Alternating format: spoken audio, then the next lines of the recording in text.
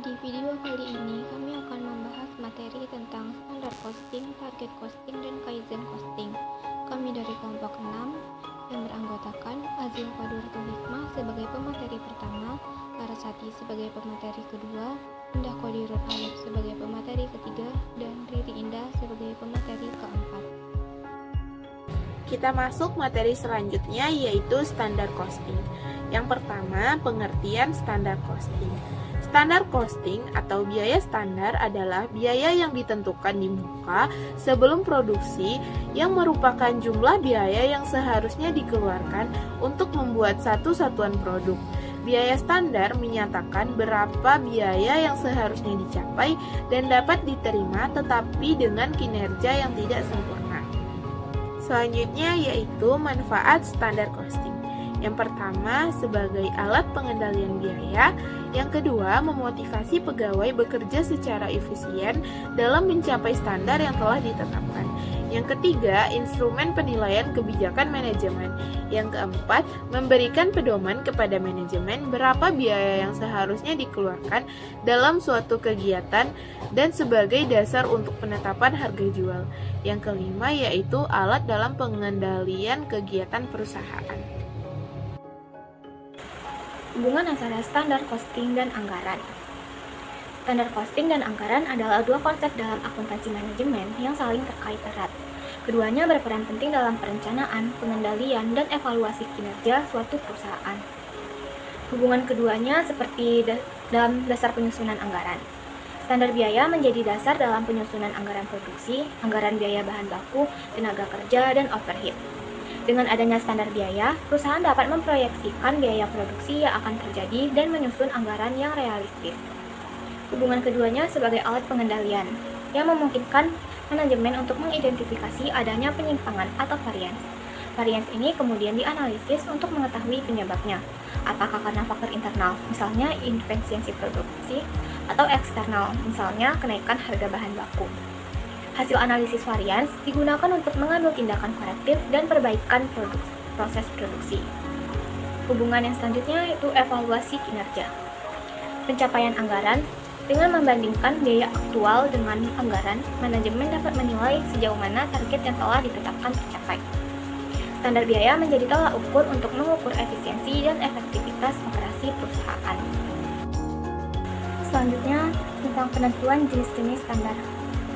Jenis standar ada beberapa macam. Pertama, standar teoritis atau ideal standar, yaitu standar yang sangat sulit dicapai, bahkan tidak mungkin tercapai dalam kondisi operasi normal.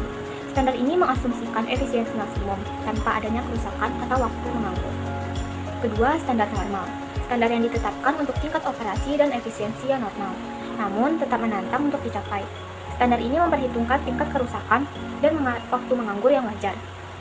Ketiga, standar saat ini. Standar yang ditetapkan berdasarkan kondisi operasi saat ini, termasuk tingkat efisiensi dan harga bahan baku yang berlaku saat ini. Proses untuk menentukan standar costing. Yang pertama, analisis produk. Menganalisis spesifikasi produk, bahan baku yang dibutuhkan, dan proses produksi. Kedua, penetapan kuantitas standar. Menentukan jumlah bahan baku, tenaga kerja, dan overhead yang seharusnya digunakan untuk menghasilkan satu unit produk. Ketiga, penetapan harga standar. Menentukan harga per unit bahan baku, upah per jam, dan tarif overhead. Keempat, perhitungan biaya standar. Menghitung total biaya standar per unit produk dengan mengalihkan kuantitas standar dengan harga standar. Baiklah, aku akan memaparkan materi selanjutnya tentang konsep target costing. Target costing adalah konsep yang menentukan biaya yang diharapkan untuk suatu produk berdasarkan harga yang kompetitif. Nah, tujuannya itu untuk merancang biaya produk pada tahap perencanaan, bukan mengurangi biaya selama tahap manufaktur. Pada konsep target costing ini, memiliki biaya target. Biaya target yang dimaksud itu adalah biaya yang ditentukan perkiraan biaya yang mampu dibayar oleh konsumen. Biaya target ini bisa dirumuskan dengan biaya target sama dengan target harga dikurang dengan target laba. Selanjutnya, konsep kaizen costing. Apa sih kaizen costing itu? Kaizen costing adalah konsep perbaikan terus-menerus di mana setiap tahap produksi diusahakan adanya perbaikan agar lebih optimal dan efektif. sehingga nantinya akan dapat mengurangi biaya pada tahap produksi. Metode pengurangan biaya selama tahap atau proses produksi ini agar memastikan adanya perbaikan berkesinambungan.